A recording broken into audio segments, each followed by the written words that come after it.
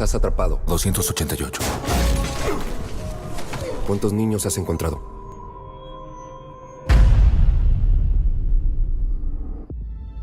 Este es el crimen internacional con más rápido crecimiento que el mundo haya visto. Ya ha sobrepasado el tráfico ilegal de armas y pronto sobrepasará el tráfico de drogas. Porque solo se puede vender una bolsa de cocaína una vez.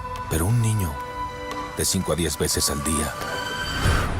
Los niños de Dios no están a la venta.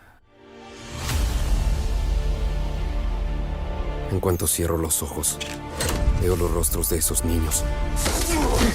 ¿Cuántos pedófilos has atrapado? 288. ¿Cuántos niños has encontrado? Timoteo, tú rescatas niños, ¿verdad? Quizá puedas ayudarme a encontrarla. Te lo prometo.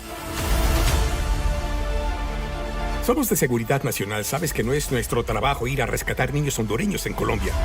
Si no hacemos nada, será una pesadilla. Imagina entrar a su habitación ahora mismo y ver su cama vacía. ¿Qué haríamos? Renuncia a tu trabajo y rescata a esos niños.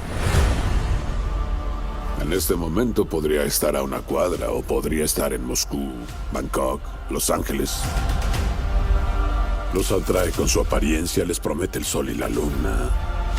Es territorio rebelde. Nadie entra ahí, ni el ejército, ni la policía, ni nosotros. ¿Y si ella fuera tu hija?